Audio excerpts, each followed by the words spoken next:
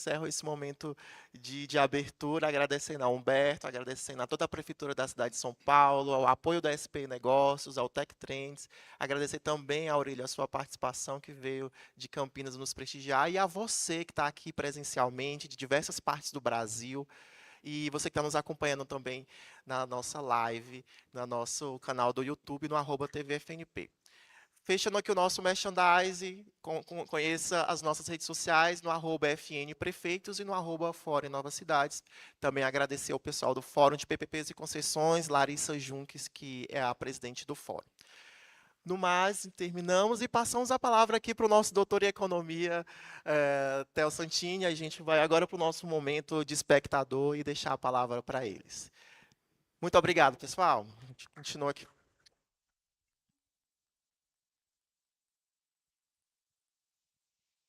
Obrigado, Mário. Bom, queria agradecer a presença de todos, agradecer meus colegas da mesa, todos os presentes, aqueles que nos acompanham virtualmente também, agradecer a presença e o aceite quase instantâneo dos palestrantes, que vão enriquecer muito o debate daqui a pouco. Na verdade, eu estou aqui...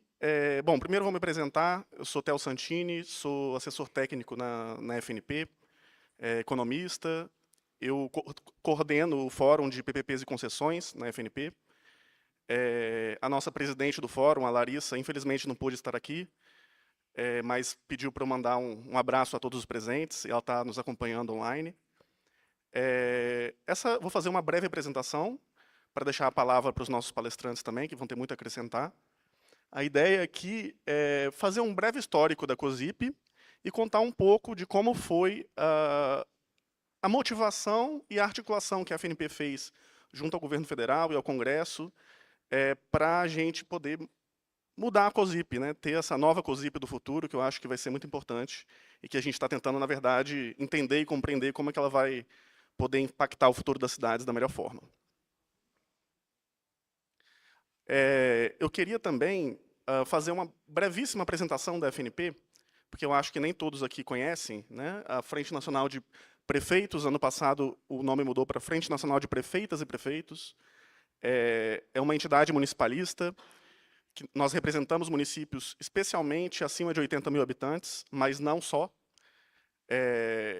Estamos espalhados por todo o país, são mais ou menos 410 municípios com esse corte populacional, mas que corresponde aí a mais de 2/3 da população e quase 3/4 do PIB do país, embora sejam menos de 10% das cidades. A gente é a única entidade municipalista cujo presidente é um prefeito em exercício de mandato, que é o prefeito de Aracaju, Edivaldo Nogueira, e toda a nossa diretoria executiva também é composta de prefeitos em exercício de mandato. Então, é um prazer estar aqui. E foi uma demanda, na verdade, dos prefeitos, dos municípios, que a gente fizesse eventos como esse para as pessoas, para ser divulgado o que está acontecendo com a COSIP, a nova COSIP, as novas possibilidades, porque ainda é um tema razoavelmente desconhecido e que a gente acha importante dar luz a esse tema. Bom, tudo começou ali em 2002, né, com a Emenda Constitucional 39, onde foi permitido aos municípios cobrarem, né, essa contribuição para financiar os serviços de iluminação pública. A partir daí, isso deu uma segurança muito grande para os municípios para financiar a iluminação pública, para garantir investimentos, para garantir melhoria na qualidade da iluminação pública. E isso, posteriormente, alguns anos depois, isso acabou gerando segurança também para impulsionar PPPs nessa área, PPPs e concessões na área de iluminação pública, que, aliás, é uma das PPPs com mais casos vencedores no país. Acho que isso vai ser apresentado em breve pelos palestrantes. Em outros anos importantes, foi em 2019 e 2020, que o STF fez 2 julgados importantes, em que ele decidiu que a COSIP poderia ser não só para financiar o serviço de iluminação pública, mas também para financiar o melhoramento e a expansão da iluminação pública, e também garantindo juridicamente que a COSIP poderia ser cobrada na fatura de energia elétrica. Essas definições do STF, esses julgados, foram muito importantes para poder também faz parte dessa linha do tempo da COSIP que nos traz até hoje, né? Aqui eu trago, como fonte de reflexão, um pouco, com essa evolução da COSIP, esse gráfico à esquerda mostra, em termos reais, em valores de 2022, a arrecadação agregada da COSIP de todos os municípios do país. Então, em termos reais, entre 2013 e 2022, o valor arrecadado da COSIP no país mais que dobrou, né? Foi ali de aproximadamente 6 bilhões de reais em 2013 para pouco menos de 14 bilhões em 2022, né? Isso em termos reais. No gráfico da direita tem a variação percentual ano a ano com relação ao ano anterior.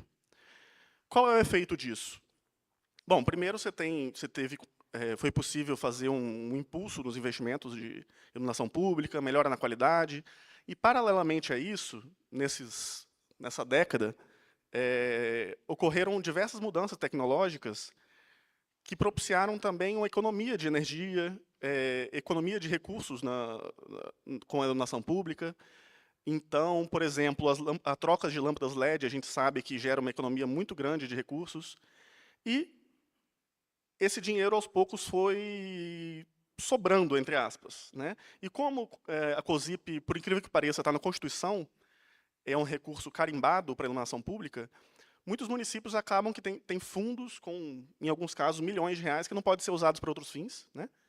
Com isso, alguns municípios usam do mecanismo da DREM, né, da desvinculação de recursos, para poder desvincular parte desses recursos para outras áreas. Mas o fato é que esses recursos estão acabando sendo empossados e não estão indo para outros fins. Bom, então, como eu disse, o avanço da tecnologia tem gerado uma grande economia de recursos. Além disso, a tecnologia tem trago também uma alta disponibilidade de equipamentos de cidades inteligentes praticamente acoplados à iluminação pública, né? Cada vez mais existem equipamentos que fica difícil dividir o que seria equipamento de cidade inteligente, o que seria de iluminação pública. Você tem uma série de elementos tecnológicos conexos enfim, que estão juntos e que estão disponíveis no mercado. Isso acaba gerando uma certa insegurança jurídica, de até onde os municípios podem ir, o que eles podem financiar com a COSIP ou não. Não há um entendimento claro dos tribunais de contas de até onde pode ir. Então, existem decisões diferentes, divergentes. Não tem uma isonomia entre os municípios. Tem município X no estado Y que pode fazer alguma coisa que outro município não pode.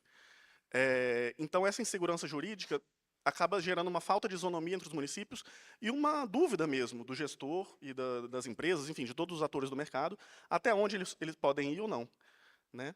Então, com base nisso, e todo esse histórico, a FNP vinha tendo conversas com seus municípios associados, enfim, com secretários, com gestores, e dentro da reforma tributária do ano passado, que foi, na verdade, uma reforma tributária sobre o consumo, né, a FNP começou a desenhar, junto com parceiros, possibilidades de dialogar com o governo, com o Congresso, e tentar alterar a COSIP e gerar uma ampliação no seu uso, né? Então, a ideia foi harmonizar a legislação e a jurisprudência, já com os avanços consagrados do STF, e também permitir uma ampliação no escopo do uso da COSIP para sistemas integrados de inteligência urbana. Então, aqui é uma pequena linha do tempo, né, de como foi o nosso processo na Câmara. A gente articulou com o governo, fez uma proposta de texto, discutiu com toda a equipe da reforma tributária, com o Bernardo Api, enfim, o Gilberto Perry, nosso secretário executivo, também teve uma articulação política muito importante. Enfim, acabou que a Câmara incluiu o termo expansão e melhoria, que nada mais é do que colocar na Constituição aquilo que o STF já tinha decidido, e, além disso, incluiu o termo sistemas de monitoramento de vias e logradouros públicos, né, na Constituição. Após isso, a Câmara dos Deputados manteve o texto aprovado pelo Senado e proposto pela FNP, e, por fim, o Congresso Nacional promulgou essa emenda à Constituição junto com a reforma tributária. Ali à esquerda é o texto antigo, né, como ele era, e à direita é o texto novo. Então, foram incluídos os termos expansão e melhoria, né, e de sistemas de monitoramento para segurança e preservação de logradouros públicos. Para isso, a gente já achou uma grande vitória. Enfim, abre um leque de possibilidades muito interessante, mas a gente ainda ficou com uma certa insegurança de continuar gerando aquela insegurança jurídica que já tinha antes, de entendimentos divergentes, tribunais de contas terem entendimentos divergentes, cada estado acha que pode ir até algum lugar, outro não, ou o entendimento muda. Então, a gente pensou que o ideal seria regulamentar essa alteração constitucional, né, e discutindo com a nossa equipe jurídica, com diversos outros atores. Algum dos palestrantes aqui também ajudou a gente, alguma dessas instituições, a pensar na melhor forma de regulamentar essa alteração constitucional.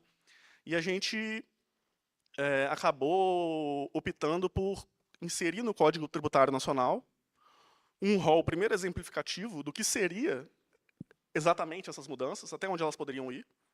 Acabou que, no final, aparentemente não ficou um rol exemplificativo, ficou um rol mais taxativo.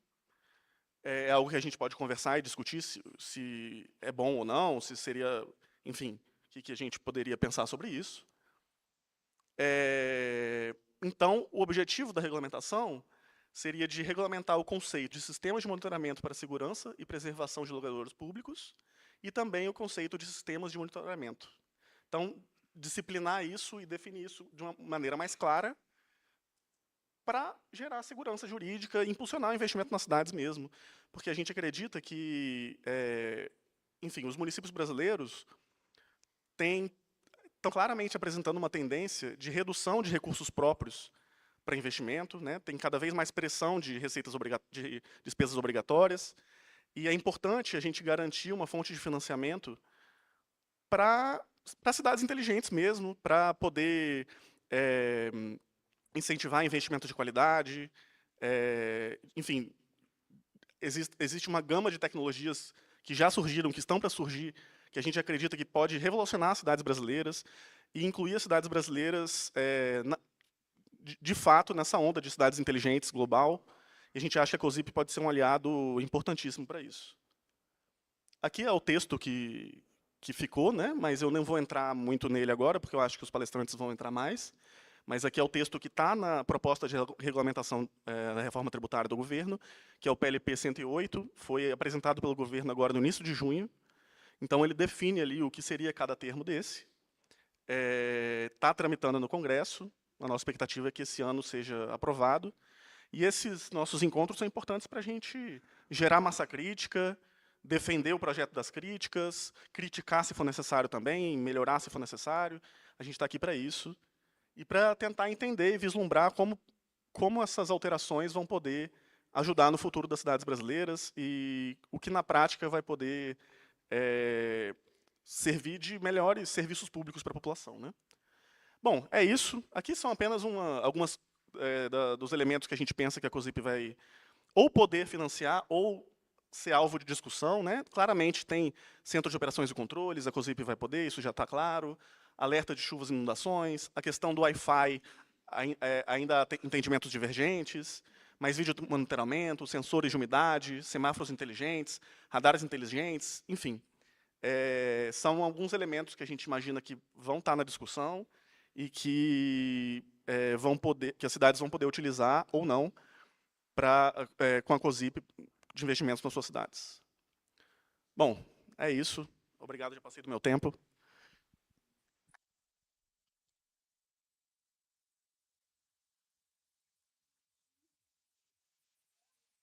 Agora, a gente vai passar por uma outra fase aqui do nosso evento. A gente vai chamar os palestrantes, um por um, aí sobem, vão fazer a apresentação deles, e ao final, terminando as apresentações, a gente abre para perguntas, que eu espero que sejam muitas, da plateia. Enfim, nós estamos aqui para responder no que for possível, e eu acho que o que a gente vai mais ganhar é com esse diálogo com os presentes.